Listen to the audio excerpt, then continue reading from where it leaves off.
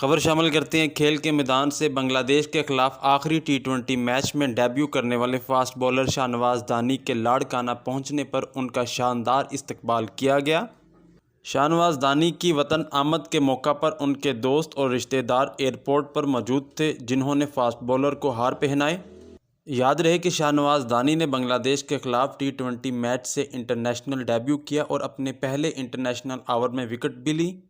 شاہنواز دانی نے اپنے پہلے میچ کے بعد ٹویٹ کرتے ہوئے لکھا کہ وہ ہر چیز کے لیے اللہ تعالیٰ کا شکر ادا کرتے ہیں۔ انہوں نے لکھا کہ پاکستان نے ٹی20 سیریز اپنے نام کی، میں نے اپنا پہلا انٹرنیشنل میچ کھیلا، میرا خواب پورا ہوا، بنگلہ دیشی شائقین کی جانب سے ڈھیروں سارا پیار ملا۔